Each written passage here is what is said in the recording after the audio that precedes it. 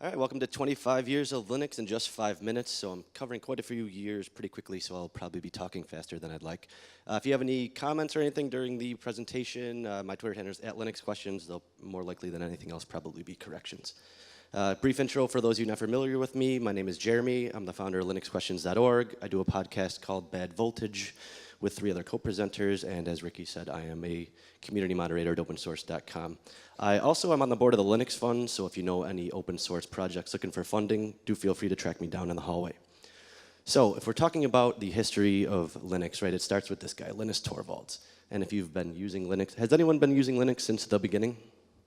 Oh, a couple, okay. So I've been using it since the beginning, or you just have been into the history of Linux, you probably are familiar with this post to Usenix, right? Just a hobby, won't be big and professional like GNU.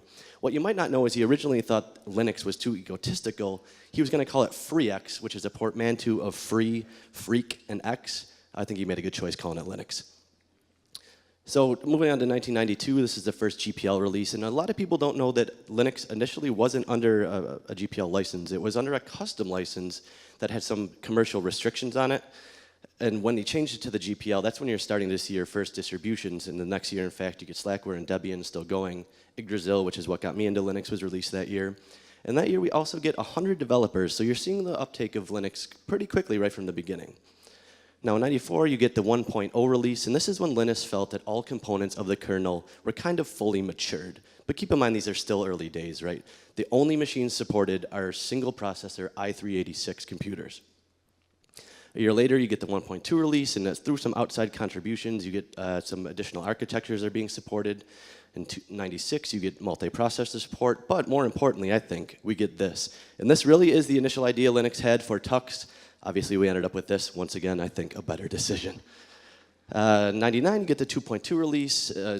What you see up there might not seem interesting now. At the time, it was some pretty heady stuff. But you also got this, right? This is Alan Cox, for those of you not familiar. And while in the 2.0 series, a guy named Dave had been doing some late-stage maintenance, and Alan had been doing the A-series, this is the first time he passes mainline Linux off to another maintainer.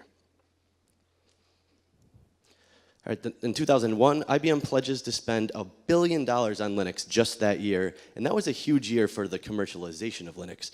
That year, you also get the 2.4 release, which added a bunch of different technologies, and you get a new maintainer in Marcello Tosatti.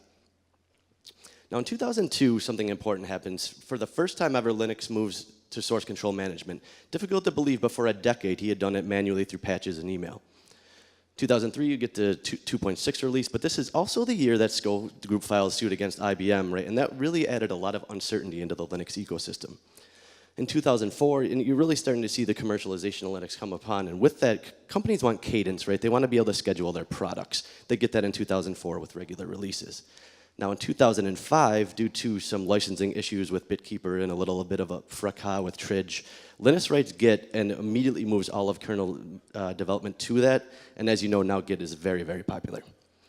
2006, you get the first long-term support releases. They're still around today. That's Greg KH. He still does some of them as well. Now in 2009, you kind of see a little bit of a symbolic moment in the commercial Linux landscape. It's the first time ever the market cap of Red Hat equals the market cap of Sun, which is the largest commercial Unix manufacturer. 2011, you get the 3.0 release, and there'd be 2.x had been going on for a while, right? And when someone asked Linux, why did you finally change from 2.x to 3? His answer was, the big change was nothing, absolutely nothing.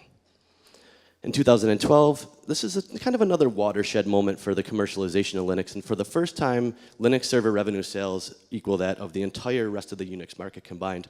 I was a little surprised it was this late, to be honest. A little bit ironically, though, the i386 processor support, and now remember, the first release of Linux that was the only processor support, was completely removed.